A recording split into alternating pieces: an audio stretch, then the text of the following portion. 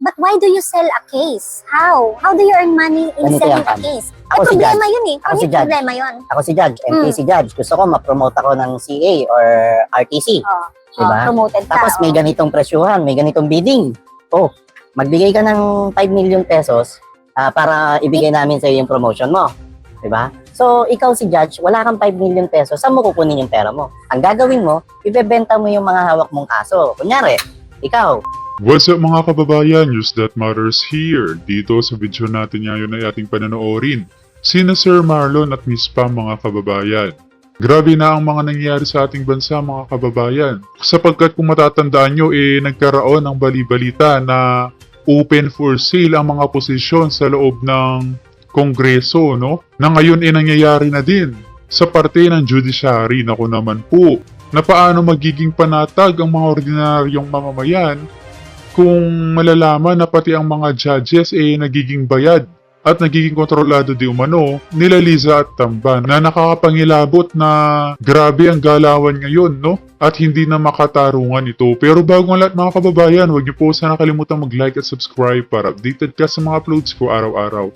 At yun na nga no mga kababayan, hindi nga maiwasan pang sabihin nila Miss Pam na wala nang kwenta ang hustisya sa ating bansa. Sapagkat hindi natin alam kung sino mga taong naglilingkod para sa bayan at ang mga taong bayaran lamang, no? Kung kaya naman hindi ko na patatagalin pa, heto na ang buong video. Nadayo sila at pinupuntahan din ng mga importanteng tao na kagaya din mga ng VIPs, ni Tatay Digong, VP ni Sara. VP Sara. Oo. Diba? Exciting. Well, that we've addressed the issue and things. Now we go to our topic. Yep, ang topic natin. Why do you say hoodlum in robes? Pari ba yan? Yung robes kasi ito yung mga, ano ba Tagalog Cloak? nun? Na, Kapa? ano, kapa? Kapa ba? Toga. Toga Parang rin toga, yata, di ba? Marlon. Toga, wait lang Oo nga no, na ano ako ron Yung uniform po ng mga judge, ano ba yun? Damit siya robe. Damit sa Tagalog. Anyway, basta yung nakikita nyo yung suot na itim ng mga judge, ng mga hukom, ng mga justices. O bakit hoodlum? Kasi Pam, dati nang may nababalita na ganyan. Kung etong mga hoodlum yung robes na to, ito yung mga kakontsaba ng mga organized crime syndicate. Kakontsaba ng mga sindikato ng ipinagbabawal na G, sindikato ng pati sa mga hold-upper, sa mga lahat ginagamit sila kasi pag bumabagsak sa kanila yung kaso, medyo namamaniobra nila. And nung panahon ni Tatay Digong, wag nating kalimutan, nagkaroon ng narco-list si Tatay Digong. Kasama ron sa narco-list yung ibang mga judge, piskal na hindi gumagamit. Pasok sa sindikato kasi mayroong nagkaroon ng listahan ng Duterte administration kung sino-sinong judge at prosecutors and justices na palagi na lang nagdi-dismiss ng kaso. Pag ang hawak niyang kaso ay tungkol sa ipinagbabawal na G. Dahil hoodlum siya, nabili? Hoodlum. Nabayaran? Oo. Bahagi na siya bahagi na siya ng sindikato ng mga kriminal. Nakakatakot yan, Marlon. Kasi Sobra. yung taong dapat ini-expect mo na magbibigay ng hustisya sa'yo, kung nakasuhan ka ng hindi naman tama, at magbibigay sa'yo ng sagot sa mga paratang na hindi naman nga totoo, yung magbibigay dapat ng ebidensya ng katotohanan, sila ngayon ang sangkot sa krimen? Yep. Ang mas nakakatakot ngayon. Ano yan in fairness nung sa panahon ni Tatay Digong, doon sa 6 years administration niya, kahit pa paano nabawasan o nawala. Pero ang nakakatakot ngayon ay bumabalik na naman dahil nung isang kagabi, may expose si Ma'am Maharlika. Yung expose niya patungkol doon sa bentahan ng pwesto sa judiciary position. Di umano. Yung expose ni Ma'am Maharlika. And Pam, nung pinagtanong ko yung expose ni Ma'am Maharlika, mukhang totoo at mukhang nangyayari. You were told? I was told. I was told. You were told. I was told. Kasi, yung ibang, etong mga kausap ko mga mga ilang kaibigan na piskal sa judge. Kasi yung ibang piskal na gustong magpa-promote, o kaya yung iba na lang abogado, ibang practicing lawyer, na gustong magpa-promote bilang MTC judge muna. Ang MTC is Municipal Trial Court Judge. Yan ang pinakamataas? Ito yung pinaka... Susunod sa... Ito yung, I don't know, ito district yung attorney? hindi. Ito yung, tama ba? I-correct na lang ako, hindi ako lawyer. Ito yung ang hawak nilang kaso, ang penalty ay hindi bababa sa 6 years. Baka mali ako baka mali ako. Tapos pagka more than 6 years na, ito naman, at saka civil case, karamihan sa civil case, MTC. I-correct na lang po ako, hindi ako lawyer. Ano ba to?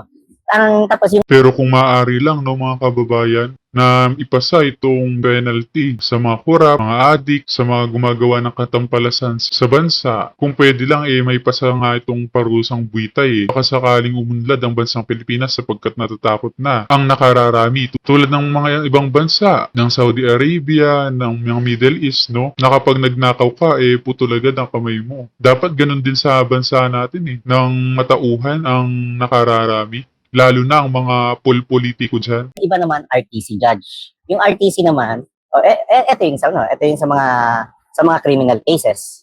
Ang may hawak nito, criminal cases, at ito yung tinatawag yung MTC at saka RTC, yung tinatawag na lower court. First level court.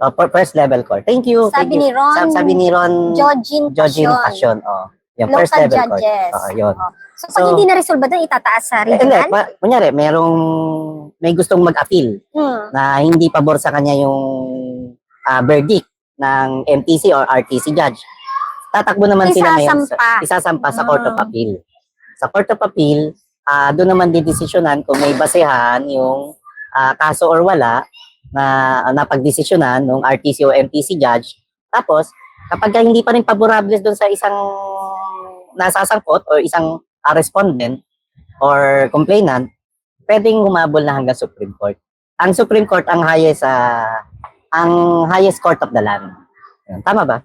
Yung nang sabi ni first level courts, MTC, MCTC, second level, RTC, third, CA, and SE. Yun nga, SE yung pinaka last decision, Supreme Court. So Marlon, when you say hoodlum in robes, hoodlum, may hocus-pocus sa loob. Oo, hoodlum, saka utak ano na rin. Kriminal. Utak kriminal na rin, asal kriminal na rin, and ugaling kriminal na rin. Nakakatakot yan. Gumagawa na rin ng mga gawaing kriminal. So hindi sila dapat nasa korte, dapat sa kanila nasa kulungan. Hindi pa, pero kaya napakalaking bagay nila dahil yung trabaho nila, napagbibigyan nila kung ano mang gusto ng sindikato o ng mga taong sangkot sa krimen or ipinagbabawal na G. Ngayon, Pam, itong mga hoodlums and robes na to, sila rin yung nagbibigay ng paborableng kaso sa, ito yung mga binabaliktad nila. Kung ano yung dapat talaga, binabaliktad nila para lamang mapagbigyan yung mga kliyente nila na miyembro ng masasamang elemento ng lipunan. Ang mabigat ngayon, dahil di umano, lantaran ang bentahan ng posisyon sa judiciary, medyo nakakatakot ito. Nakakatakot sa lahat, nakakatakot sa mamayang Pilipino, at nakakatakot sa buong Pilipinas mismo. So ito yung sinasabi ni Madam Maharlika, Marlon, na position for sale na ang isa di umano sa pinaka patron ng pagbili ng posisyon ay kapatid ng Chief Browner? May sinabing ganun si Mama Harlika. Di umano yan. So, di umano. Allegedly. So, yun yung ano, kasi ang pagkakaintindi ko rin sa vlog ni Mama Harlika, nag-a-apply yung isang kamag-anak ni AFP Chief of Staff, for Browner, a position. for a position sa Court of Appeals. So, we'll see. Kasi sa pagkakaalam ko rin, 4 yung bakanting mababakante o bakanteng pwesto sa Court of Appeals. Na di umano, ang lagayan para mapwesto ka sa Court of Appeals ay from 5 million to 10 million. Tapos, pag gusto mo naman mapwesto ka ng MTC Judge Pam, ang lagayan naman daw ay from 500,000 hanggang 1 million o hanggang 2 million pa. Tapos, pag gusto mo naman mapwesto ka ng RTC Judge, ang lagayan naman daw ay from 1 million pesos to 5 million.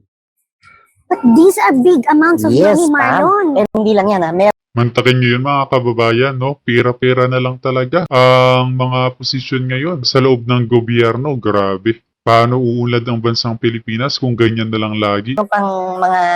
meron pang mga naglalabasang impormasyon na may ganito ring kalakaran para naman sa pwesto sa ombudsman sa Sandigan Oh Bayan. my God. Paano pa tayo makakakuha ng kakampi sa gobyernong ito? Correct. So, totoo ang sinasabi natin na hindi na natin kakampi ang gobyernong Correct. iniluklok natin, At Marlon? totoo rin yung tanong ng mamayang Pilipino kung meron pa bang gobyerno. Kasi isipin mo yung nangyayari sa Kongreso. Isipin mo nangyayari sa kapulisan. Ito na lang nga, hiwalay na nga na branch ng government, etong judiciary branch, nagkakaroon pa ng batik dahil sa mga impormasyong naglalabasan ng ganito.